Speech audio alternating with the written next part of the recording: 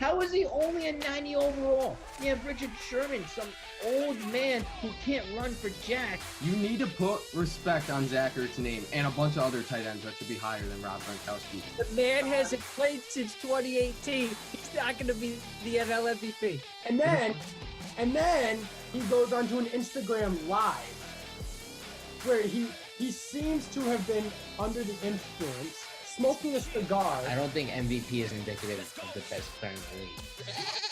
Welcome back to Go Chat. Happy Halloween. We are back for episode 48, and we're going to hop right into the GOAT of the number 48. We are in our costumes right now, celebrating Halloween. Matt is Captain America. Tommy, he's just a normal Yankees fan. Connor's a nerd, and I am a hockey player. So let's hop right into it. Tommy, since you're a Yankee, tell us who you're going to pick for 40. I feel like you're going to go with a crosstown rival. Yeah, I think I am. I'm going to go with Jacob deGrom. He's been outstanding in his time with the Mets. We all know that he's won a couple Cy Young Awards in a row. He has two to his record. He won the Rookie of the Year. He's been an All-Star 3 different times, and he won ERA title as well. And he has a 38.1 career WAR, which is pretty respectable considering that he's only 25 and he's only been in the league a few years. So, or no, he debuted when he was 25. I'm sorry. He's 30. He's like 32 now. I know. I was looking at the thing and it said debut 25. But we all know Jacob deGrom's outstanding. He's had a great career for the Mets, and hopefully he can keep it going. So he's my GOAT of the number 48. Matt, who do you have? I'm gonna have to go with Jimmy Johnson. He's a NASCAR driver. For those of you who don't know, he began his racing career in 2000, and in just over a decade, he became one of the most successful NASCAR drivers all time. To this date, he's got so many wins. He has so many top 10 finishes, and he has a ton of championships too. I think I have to shout out his performances that he's done on the racetrack, turning laps, obviously. Connor, who do you have? I'm going to have to agree with Matt here on Jimmy Johnson, just to put some numbers to the stats that he said. He has 83 career wins. He is a 7-time series champ.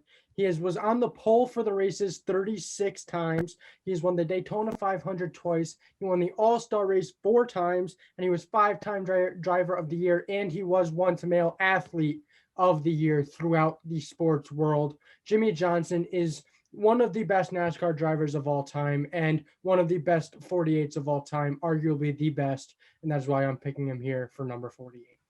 Mike, why don't you finish this off here? Who are you going with? Although, that's actually pretty cool, Matt. But although, Jimmy Johnson was a great racer, I'm going to have to agree with Tommy here and go with my guy, Jacob deGrom. Jacob deGrom, he's like, besides Clayton Kershaw, he's arguably the most dominant pitcher of our generation. 2-time Cy Young, 3-time All-Star, ERA title winner. Tommy listed all of the other stats, and he's only going up from here. He's only 32. I feel like he could easily, still pitch at this elite level until he's 36.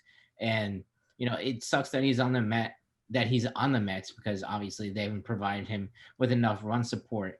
But he's in contention for his 3rd straight Cy Young right now, and that would be something that not many pitchers have done in MLB history. So that's why I'm going with Jacob deGrom. But I do want to shout out another baseball player, Torii Hunter.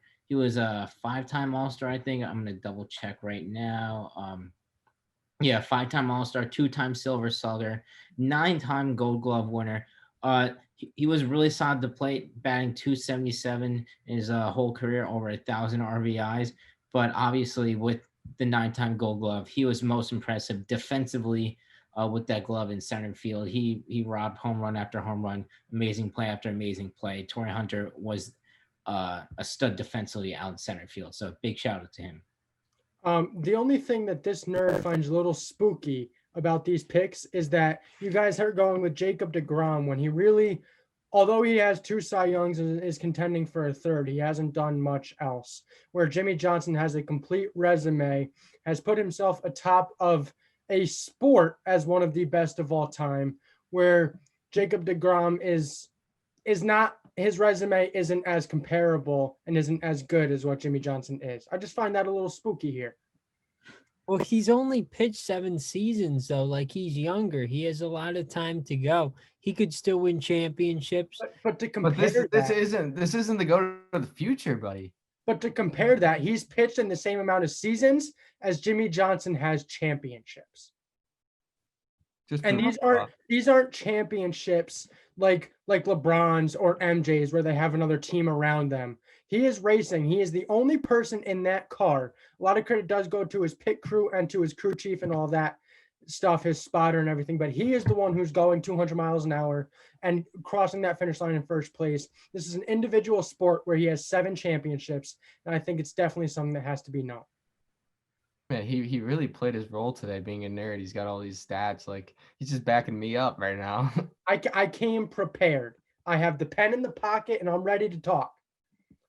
Okay. If you're ready to talk, let's just move into our next segment. There's not much else to say here.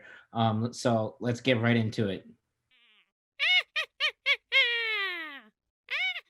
Hello, everybody. Welcome back. We're going to talk about the World Series now. It was a great series between the Los Angeles Dodgers, the Tampa Bay Rays, and that game 6, there was a lot of excitement. At Dodgers came from behind, a questionable decision by Kevin Cash, and then a celebration that many people weren't happy about. We're going to talk about all of it right now. And guys, I'll start with you, Connor. What was your opinion on game 6? The decision to take out Blake Snell and then Justin Turner testing positive for COVID-19 during the game and then coming out to celebrate afterward despite that diagnosis. Well, just prior to game 6, I would say this is one of the best World Series I have seen in quite some time. I mean, it was back and forth. We think to the bottom of the 9th heroics that the Rays had in game 4. And then there was pitching duels in game 6, and Blake Snell was pitching really good in game 6. I completely disagreed with the move from Kevin Cash to pull Blake Snell after just giving up his second hit and was just over 70 pitches in the 6th inning. I definitely think that might have cost them the game because as we talked about here, we thought Blake Snell would pitch really good in game 2 as he did. And then he pitched really well again in game 6. He pitched really well throughout the entire postseason. And I think the move to pull him, I mean, obviously it costed them because who did he bring in? Nick Anderson? Yeah. I think he brought in Nick Anderson, and then Nick Anderson gave up 2 runs. So obviously the move costed them in some sense. And I mean, we heard it from Mookie Betts after the game saying that them pulling Blake Snell was really ultimately what gave them the edge. So, I mean, the Dodgers understood what Blake Snell was doing and couldn't hit him. As far as game 6 and the post-game heroics, I'm utterly disappointed in the Dodgers and the sport of baseball in general. We can get more into that after everyone else gives their other reactions, but I am just extremely disappointed. Yeah, and you brought up Mookie saying that they couldn't touch Blake Snell. The top of the lineup was 0 for 6 with 6 strikeouts against him. So that shows you right there how dominant he really was. And, you know, it was a tough call, but I'll go to you next, Mike. What do you think? Yeah, Kevin Cash's decision. He's been a fantastic manager for the Rays all year, and he's like known as one of those guys that likes to tinker during the game. You know, make these like little changes and adjustments to give his team the edge. And he tried to do it again in Game 6, but it was just utterly stupid. Your pitcher has only allowed. He gave up his second hit through 6 innings. He's striking out every batter in the top of the order, just like Tommy mentioned before. He hasn't even hit 80 pitches yet. I mean, come on. And then if you do win tonight, you got game 7. Wouldn't you want to save some of your bullpen arms if your starter is pitching well tonight? I don't understand why you just don't roll with Blake Snell. It was a complete over-management decision by Kevin Cash, and it cost them the World Series 100%. On the Dodgers side of things, the Dodgers were fantastic all postseason. They finally didn't choke this time. They almost did against the Braves. They were down 3-1. They make a comeback. They showed us that they are the best team in baseball throughout the regular season and now the postseason. They are the champs, and Mookie Betts has solidified himself as a top 3 player in the MLB. What about you, Captain America? What do you think? Dodgers, baby! Of course, I got it right. I'm not surprised, but We. okay. I'm a part of the we. In So terms of what though? Like picking the whole thing because picked- I was the only one that got it for game 6. no, I got the picking who would won. Yeah. Oh, all right. End up winning. Kudos to you though, Tommy. That was a good pick. I also did say the Rays were making the finals as well. So Well, it's called the World Series, not the finals. So go ahead, Captain America, please. We're cutting you off. Yeah, thank you. It was a good World Series. It was a fun one to watch. Great heroics by Mookie Betts. You know, Corey Seager played great throughout the postseason. I'm glad he got the MVP. I'm really happy for Clayton Kershaw too. It was kind of like bittersweet to see him, and then like with the NHL to see Steven Stamkos. It was just two really bittersweet moments to see them finally getting even though you know they weren't my team. It's good to see them finally get that championship trophy. As far as the Blake Snell, I don't like you guys. I'm just gonna reiterate everything you guys said. It was just not the right decision. If he was that hot and striking out those great batters, not the right decision to do at all. And especially like Mike said, with the Game 7 coming up, you might want to rest some of the bullpen. But other than that, the Justin Turner incident, it was awful to see happen or to hear about. I didn't really see him come out because I actually went to bed. I was really tired. But other than that, pretty much my wrap up. Yeah, I think you made a lot of good points. And one thing that I just do want to touch on about Blake Snell coming out is that I don't think that's a Kevin Cash decision. I think that's a Rays decision. You look at how baseball is changing. The front office makes the decisions now. It's based on analytics. And Kevin Cash, could he have kept him in? Yes, he has that option. But if it doesn't go right, then he's going to have to answer some questions from the front office why he didn't listen to the analytics, because they do show that when you go third time through the order, the OPS goes up, batting average goes up, all that. So that's why the move was made. Do I agree with it? Definitely not, because everybody watching that game knew how good Blake Snell was that night and that he was dominating the the Dodger lineup. And they said as much that they couldn't hit him, right? And so it's sad to see how the game is changing. The best players aren't given the opportunities to be in those big situations. So I agree with you. I think he should have stayed in, but I think it was the front office that helped make that choice. And then with Justin Turner too, that's incredibly disappointing. That just simply can't happen. Um, and everybody talked about it, but that's just something that can't happen, and it's disappointing to see. Well, I'll go more in depth into the Justin Turner situation. I mean, the fact that he was even able to play in Game 6 is disappointing. After having an inconclusive test, for those of you who don't know what inconclusive means, it means that part of the test was positive and part of the test was negative, therefore inconclusive. How COVID tests work is there's two parts of the test, either they're both negative, they're both positive, or they're split. So he was inconclusive, which means half of his test was positive, which means he shouldn't have been on the field. So they rapid test him this time. They don't get that back until the 7th inning of the game. Yes, he's pulled right away and he's put into isolation. That's fine. But what I don't agree with at all is after the game, he came back out onto the field. That is completely on Justin Turner. But a lot of this blame also goes into the Dodgers as well, and the Dodgers leadership. Clayton Kershaw, Mookie Betts, Cody Bellinger, who had their families, who had their kids out on the field, and were celebrating with them. They were giving their wives and their girlfriends and their fiancés, they were kissing them. They were kissing their kids. And then they bring out this teammate who was just diagnosed with COVID, and they're high-fiving him and hugging him and not telling him to go back in the dugout and to go isolate. And then they sit down and they take a team picture, and he sits right next to the Dodgers manager, who is a cancer survivor, who is part of those health conditioned people who are at risk. And he sits down next to them without a mask on, and he's putting all these people at risk. And then he takes a picture kissing his girlfriend while holding the trophy above his head. It's downright unacceptable. And for Rob Manfred to stand there and give a speech to the fans in Globe Life Field and at home saying that they understand the situation and that he's in isolation, and then to see him out on the field 10 minutes later, it's a big disappointment. And honestly, I don't know if there isn't enough repercussions done here. I don't know if I'm going to be tuning into baseball next year because something has to change. Yeah, just going off your point, Connor. Rob Manfred is the worst commissioner in all of sports. We've seen it with the lack of production and negotiating a season with the MLBPA. It got down all the way to 60 games just right before the deadline, and Manfred finally, gave in.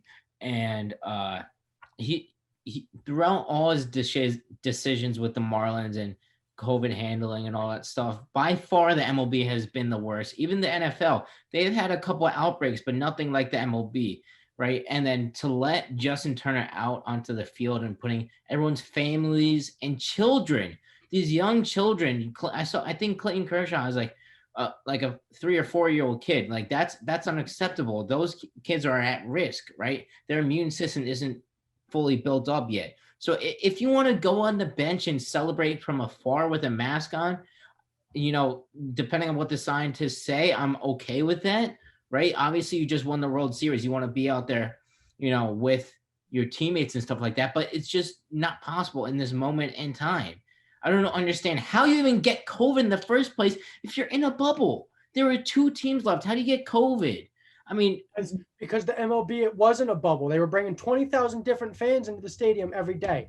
You can't call it a bubble if you're trying to sell tickets and get people in to see the games and bringing other people in who aren't wearing masks in the stadium. It's not a bubble, and Manfred did nothing to stop it. Manfred went to Texas because he knows that fans are allowed there, and he tried to make a buck. Tried to make a buck on a broken season, so to speak, for the MLB. And this was a successful season. I mean, we saw Juan Soto got COVID like 2 hours before the opening game of the season. And now Justin Turner got COVID a half hour before the end of the season. And to be honest with you, the season was done and it went through and it was relatively okay. But for it to end on this, it makes the season a wash. I don't care that the Dodgers won the World Series. They can celebrate with that. But in my opinion, the season is a wash because it wasn't handled well. Matt and Tommy, do you have any other comments on the situation? All I'll say is that I agree with you, Connor. It's completely unacceptable what he did, but I don't know. I wouldn't necessarily say that the season's a wash. I know that a lot of things went wrong, but at the same time, you have to acknowledge that there was like a month and a half where there were no positive tests, and they did make progress, which I think, they should be proud that they went through a lot of the season without any issues.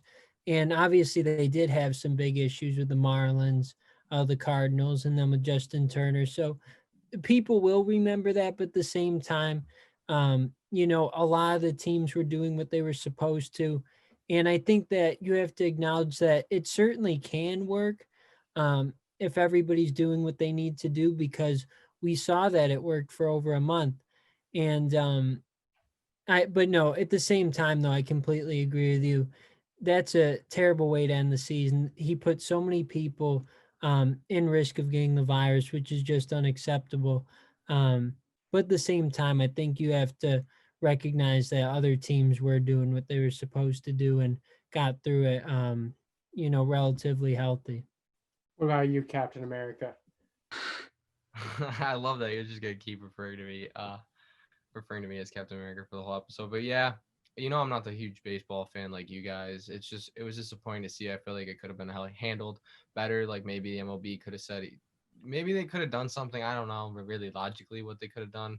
Maybe like have him, the scientifically correct distance away from the trophy and take a picture like that or something, and nobody close to him. But it was an awful situation, and it should have never. That should have never even happened, like the ending, how he came back. And Tommy, I don't want to disagree with you because I hate disagreeing with you because you're just such a nice person. But I don't think the fact that there were no positive tests for, I think it was like 54 days or whatever, that doesn't matter because the NHL was able to go through their entire postseason without a positive test. The NBA was able to go through their entire regular season and rest of their postseason without a positive test. And they were bringing in the NBA, the conference finals and the finals, the players were allowed to have, I think they had 2 family members there or something like that. So they brought people into the bubble and they still had the no positive tests. So while the 54 straight days without a positive test it's amazing. It is something that people can remember, but I don't think it is what people are going to remember, because at the end of the day, that 54 days straight it's boxed in between outbreaks and then like travesty at the end of the season. So unfortunately, I don't think that 54 days is going to be remembered, because there's too much on the outside of that went wrong. No, I agree with you. No, that's a good point. And I don't know. I think that they definitely made an effort um to try to play the season safely. And you talk about the NHL and the NBA with no positive tests. That's because they did it in a true bubble, which I don't know. I don't necessarily think that's really possible for baseball to do, certainly not for a whole season. But no, you made a good point. I mean, those two leagues, they did a great job, and they should be very proud of how they were able to get through it without any positive tests. But I just think the nature of baseball was bound to happen with what they were doing.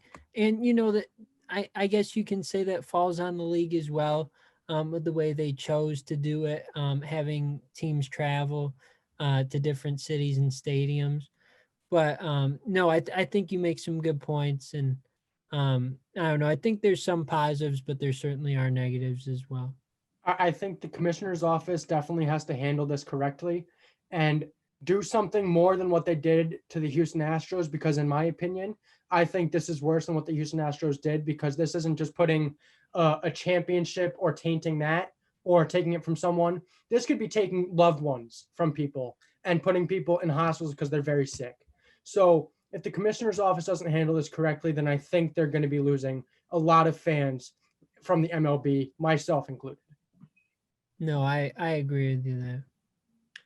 All right, I think that kind of wraps up this segment. We got a nice Halloween superlative segment coming up next. We got some interesting stuff to give to you guys, so stay tuned.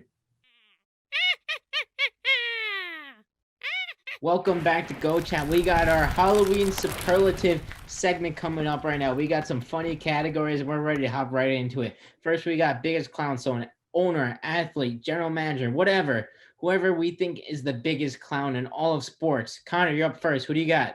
Well, if we didn't have to give athlete / coach / owner as an answer, my answer would be Michael Boetti. But since we're given an athlete / coach / owner, my answer is the New York Jets head coach, Adam Gase. The man's a clown. He's leading the team to an 0-16 record. He's not going to have a job next year. Adam Gase is the biggest clown of this year's Halloween.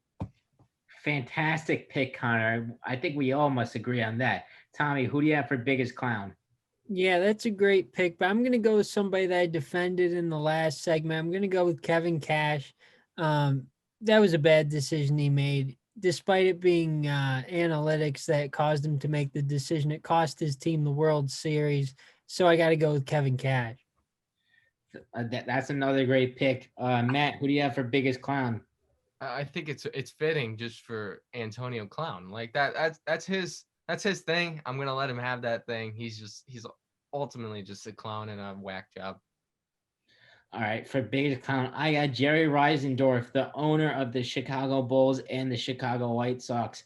First, he broke up one of the biggest dynasties in all of sports with the 96 and 98 Bulls, with the firing of Phil Jackson. And if you watch The Last Dance, you understand that whole dynamic. But he blew that up, and now he's hiring Tony La Russa to manage the White Sox. He's in his late 70s. He hasn't managed a baseball game in 9 years. I have no clue how that's going to work. It's going to work out horribly for a team that has a lot of promise, that made the playoffs for the first time in a while this year. So that was one of the most miserable hires I've ever seen in all sports. So Jerry Reisendorf, you are my biggest clown. Anyways, hopping into our next category. So for this category, we are going with the athlete that you would want to be in a zombie apocalypse with. I think we got some different strategies for that. So I'll swing it to you first, Matt. What's your strategy, and who's your player? My strategy is going for the brains of the zombie apocalypse, someone that will get me out, maybe we'd figure out, how to win Jeopardy, because that's what he does. It's Aaron Rodgers. He's ultimately a genius. The guy knows way too much stuff for being just a quarterback. If anyone listens to Pat McAfee's podcast, he's on every Tuesday. They dive in right to his brain. He's just unbelievably smart. I don't know why he knows all this stuff for just being a quarterback. So that's my guy to get me out of the zombie apocalypse. All right, Matt's got to go with his guy, Aaron Rodgers. Tommy, who you going with? See, that's a good one, but I'm going to go with somebody who's also very smart. Many people would call him a genius. He's the best right fielder in baseball, Aaron Judge. Come on. Are you kidding me? He's one of the strongest people out there. I want Aaron Judge to help me. Smartest. What? You said smartest. Maybe you're the clown. No, oh no. What are you talking about? Aaron Judge is the man. I got to go with him. Nobody else. All right, we got Tommy going with one of his favorite players. Matt going with his favorite player. Connor, how are you approaching this? So I'm going for height. I'm going for strength. Maybe not a lot of brains. Maybe not a lot, but I'm going Shaquille O'Neal. The man's got it all. He's strong. He's big. He can break a backboard. So surely he can kill some zombies for me. Shaquille O'Neal is my pick to bring into a zombie apocalypse. That's a good pick, but I'm gonna take a little different approach here. I'm going with Giannis Antetokounmpo. He's strong, he's tall, he's lengthy, just like Shaq, but he's got that stamina to fight off all those zombies. I feel like Shaq would get tired after like a couple minutes and want like a Kit Kat break or something like that. I feel like he needs to sit down, take a nap. So as much as I'd want to pick Shaq, I got to go with Giannis here. Anyways, moving into our next category, the athlete or coach, whatever, you would want to go trick-or-treating with. So the best trick-or-treater. Tommy, who do you have for this? I'm going to go with Marshawn Lynch because he loves Skittles. So how could I not want to go trick-or-treating with Marshawn? That's who I'm picking for this one. Connor, who do you have? So I actually did a little bit of research for this superlative here, and I found out that according to Google, Dwight Howard has a candy obsession. So for that reason, I'm going with Dwight Howard to bring me trick-or-treating. I like it. You're living up to that nerd costume with all that research on the candy. So Matt, who are you going with for this category? Can you refer to Matt as Captain America, please? Oh, sorry, Captain America. Respect. My bad. You can call me Cap if you want to, for sure. But my best trick-or-treater to go with is going to be Ezekiel Elliott. He literally has Feed Zeke on his stomach tattooed. You just lift it up and they give you candy. Like, come on. He's just going to, you got to flash the people. You got to flash them and then you get the candy. All right. Well, I can tell you right now, as a Cowboys fan, he is not eating at all lately. He is starving. So hopefully you can go trick-or-treating with that man and get him some food. Anyways, for best trick-or-treater, I'm going with Keith Yandel. He's a defenseman for the Florida Panthers. He is known league-wide as one of the funniest players. So I'm just looking to have a good time with him. Crack a few jokes along the way. Just have some fun.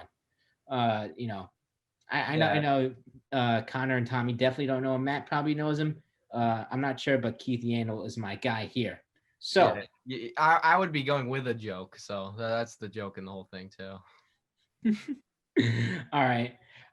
Moving on to the next category. So we are going to pick the player that is most likely to steal your treats or take the whole bowl at the front of the door. When it says only take one, we are picking the athlete who's most likely to take the whole thing. So Connor, who do you got for this? There's only one right answer, and it is former Green Bay Packer B.J. Raji. I mean, the man's a tank. He's huge. He's taken all the trees from all the houses. He got a pick six. You got a pick six before. That was amazing.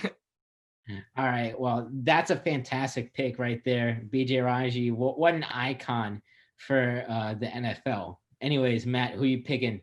I'm going with a former Green Bay Packer too. Someone that really broke my heart that's Eddie Lacy. The man literally, didn't the Seattle Seahawks tell him you have to lose weight to be on the team or something? Like, the man literally had the worst transformation in the history of the NFL. Mm-hmm. Yeah, not only did Eddie Lacy break your heart, but he did break the scale, which is why he's out of the NFL right now. Tommy, who do you have for this category?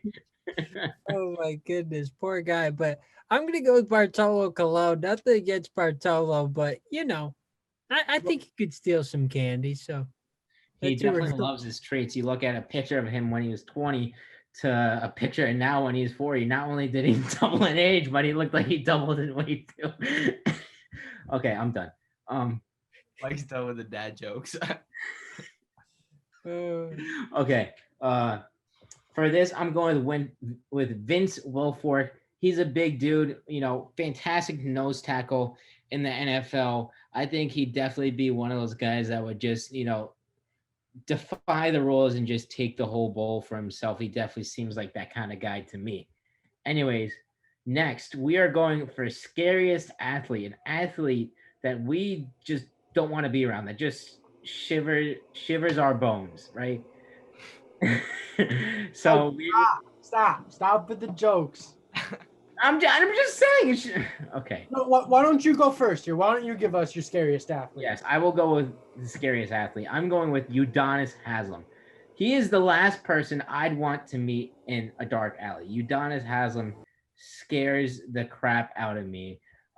If I was playing against him in a basketball game, I don't know what I would do. He just scares me to the bone. Matt, who do you got here? I got Mike Tyson. I would not want to get in a ring with him. I would not want to be in a dark alley with him. I'm afraid he'd bite off my precious ear. Like, I don't want any of that. He's just a scary dude. Talking about Mike Tyson, Tommy is fighting Mike Tyson next month here live on the Goat Chat podcast. So definitely tune in for that. Pay-per-view. It's true. And it's free too. So like, why would you not watch?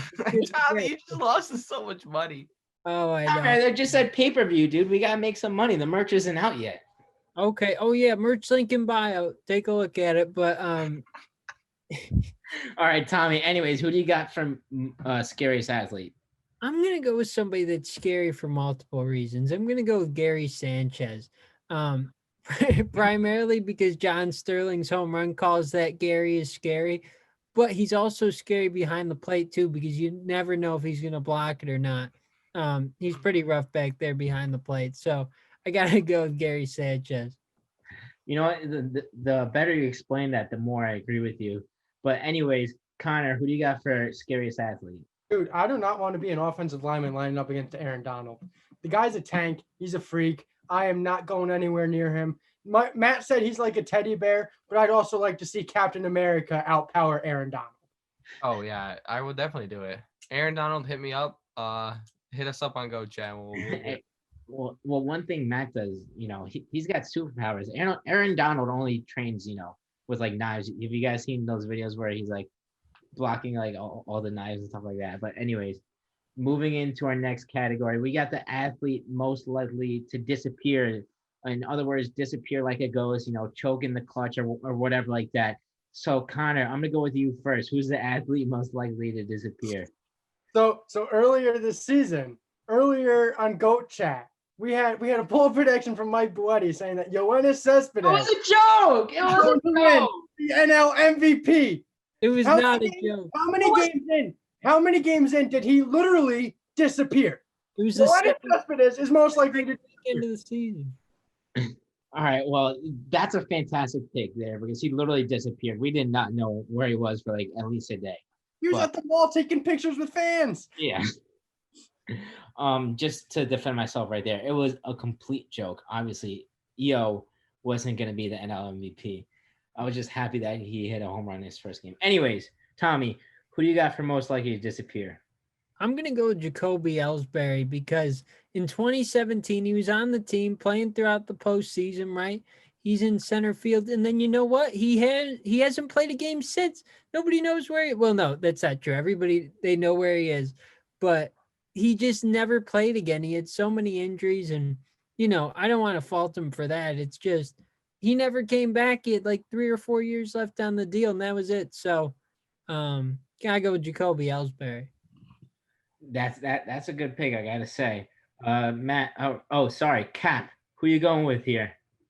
This was a hard one, actually. I was trying to think of an athlete or So I'm not going to go with an athlete. If you want to get, I could give you an athlete if you want, but I'm going to go with Dallas Cowboys Super Bowl chances because every single year, it's like so high. Like Dallas fans are like, this is our year. And then it takes like maybe 3 weeks, 4 weeks, 5 weeks. They just keep going down.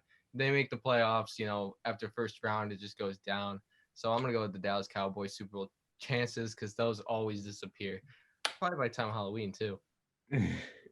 Yeah, unfortunately, that's a fantastic pick. I hate to say it, but for most likely to disappear, I got Atlanta Falcons leads. They just disappear into thin air. We got the Super Bowl lead against the New England Patriots, up 19 at the beginning of the fourth quarter. We also got the Dallas Cowboys lead, where I think they were up like 21 points in the fourth quarter, and they just completely blew that. They blew the game against the Lions last week.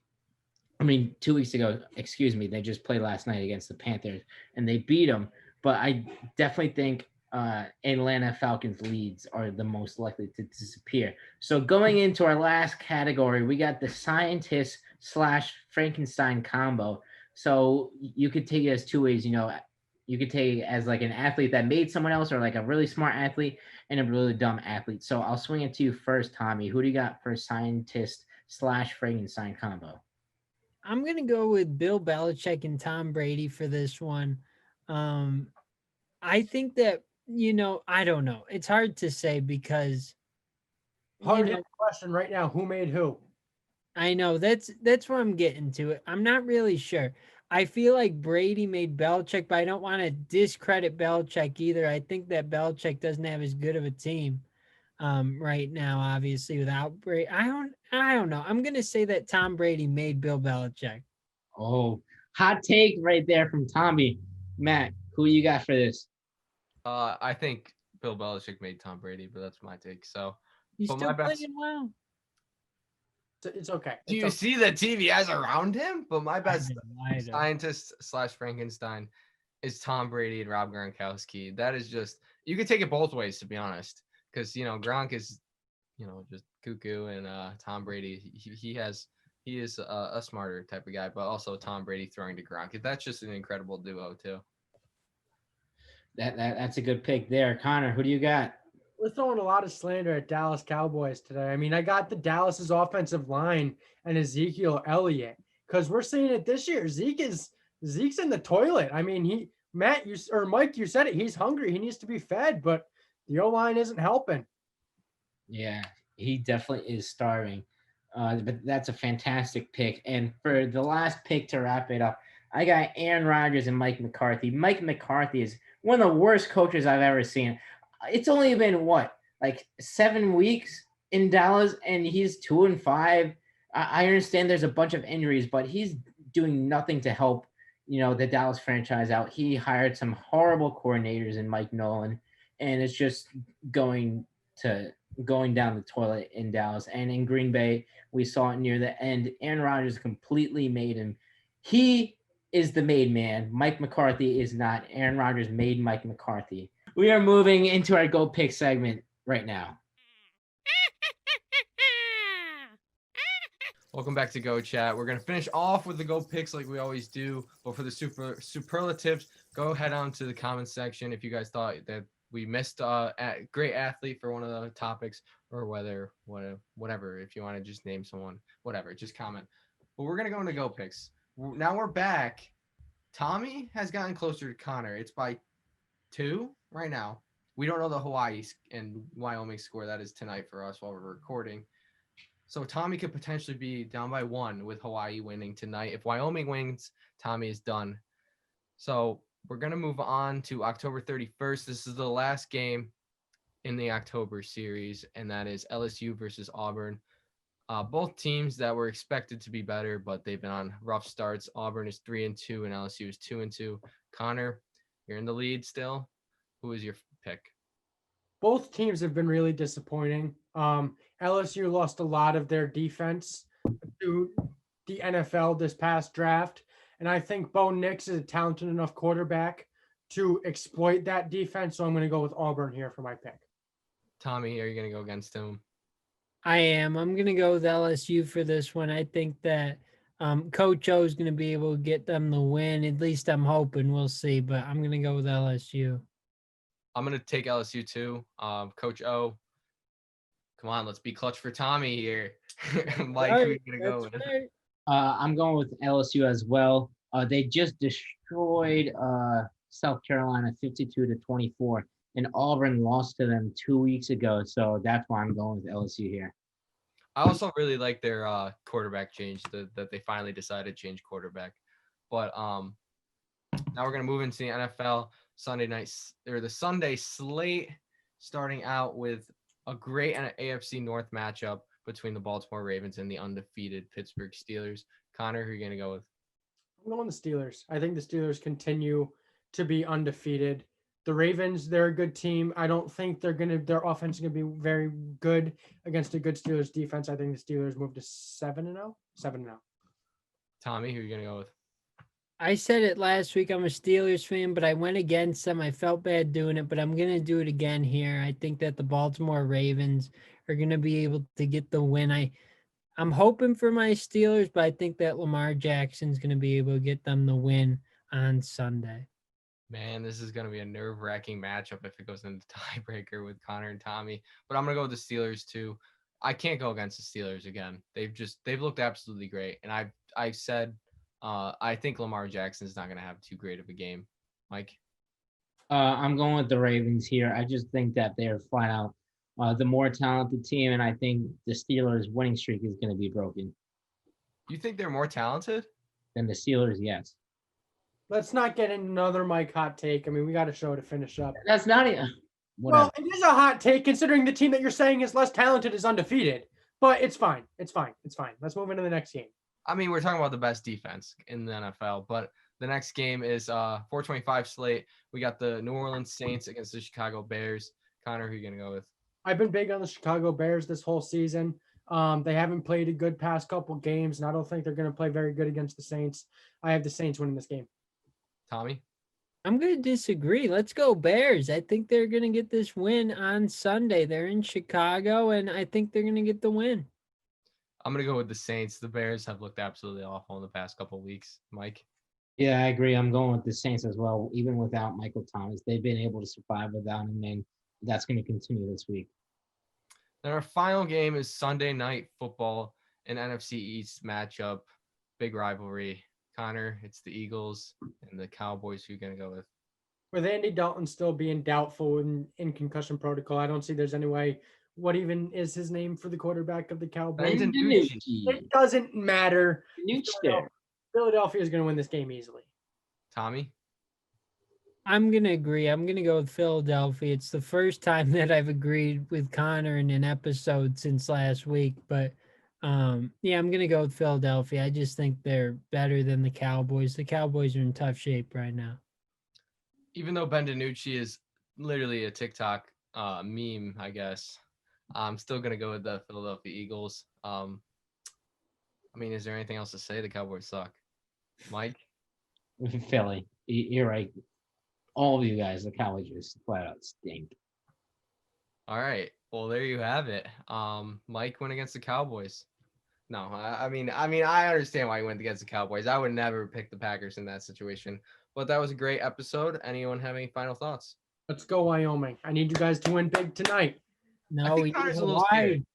I think Connor is a little shaking in his boots. You know what? I won't lie to you guys right now. Complete truth to all our Go Chat fans out there. I'm a little nervous. I am a little nervous. I've been sitting high and mighty this entire past recent road. Tommy got up there on my tail. I'm a little nervous. I need Wyoming to pull something out for me. All right. We might have to add Connor's GOAT picks lead to most likely disappear if Tommy makes his comeback. Hey, there we go. Wasn't Mike in second place like a couple episodes ago? Now he's in last. Come on. He's tied in third. Let's give him that. He's tied with me. Yeah. But that wraps up another good episode. I'm just going to quickly explain, now that we know our picks, what GO picks, what's going to happen. So Wyoming wins. Connor just wins it all. Hawaii wins. Tommy's losing by 1, and then LSU wins. Tommy ties Connor, and then we take account of the NFL games. So let's say you guys went against twice, so you guys can honestly tie. But I mean, no, one of them has to win, right? Because they pick the same team for Philly, Dallas, right? So it all depends on which team. Oh, but let's say like, all right, I'll explain this off air, but there's potentially a chance to tie. We'll figure out some way to do it. But other than that, great episode, guys. Make sure Happy Halloween. That's right. Halloween. Happy Halloween. Enjoy the holiday, but enjoy it safely. Obviously, taking precautions and stay your 6 feet away and have fun. Other than that, subscribe. Merch link in bio soon. Tommy kind of alluded to that. But That's we'll right. see you guys next Wednesday.